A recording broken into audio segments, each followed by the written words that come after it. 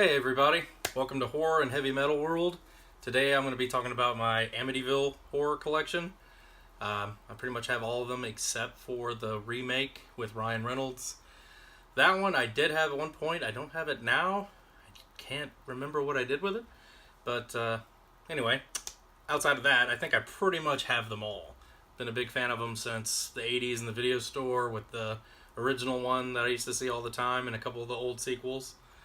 But just want to share some of my collection. I bought this one. This is Scream Factory. I used to have the DVDs, but upgraded to the Blu-ray once they came out with this one. This one has part 1 and 2. Turn around the right way. Part 1. Part 2.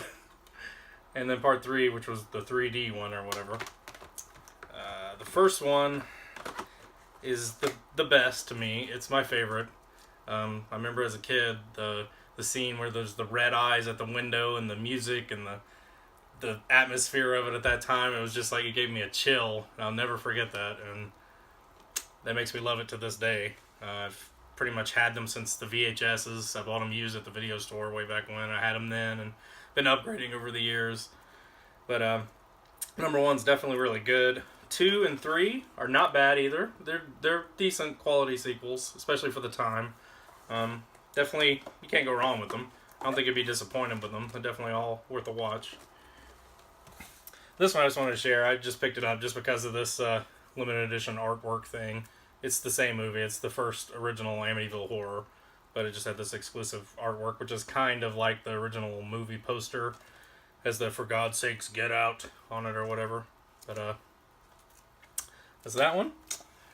And the next one is Amityville 4, The Evil Escapes, which has Patty Duke in it for some reason, which was kind of strange, but it involved like this lamp, and the lamp was the evil. And I can't really explain it, and I don't want to give too much away either. But it was very creepy and definitely a good watch too. I was actually surprised by this one. I originally got it. I thought it wouldn't be that great, but it surprised me. It was actually pretty decent, so I would definitely check it out too. And the next one after that, I guess part 5, would be this one here.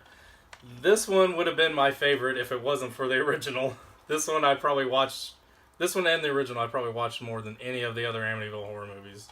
This one I watched a lot when it was new, when it came out on VHS. This one, it's all based on the clock. The clock was taken from the Amityville house and brought to this other place, this other neighborhood. This guy brings it home from like a business trip.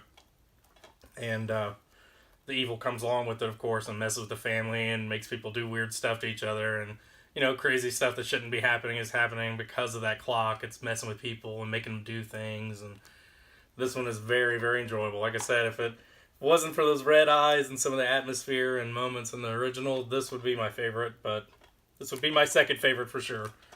Definitely would check that one out. Oh yeah, it's Amityville About Time, by the way. And this one is the next one, I guess part 6, Amityville A New Generation. This one I enjoyed as well. Not as good as the It's About Time or some of the other sequels, but still, I liked it. It's not bad. I felt like they could have done a little more with it, but it's not bad. I think it was like 96 or something. And the next one after that was Dollhouse. This was 96, I want to say. But this one revolved around a little girl's like dollhouse, where that's where the evil was.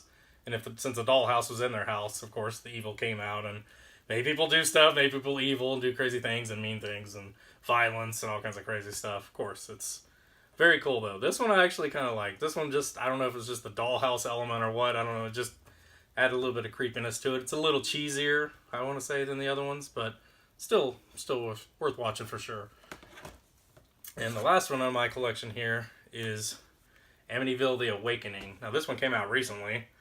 I want to say like last year or something, but it's got Bella Thorne in it, of all people. And it was okay.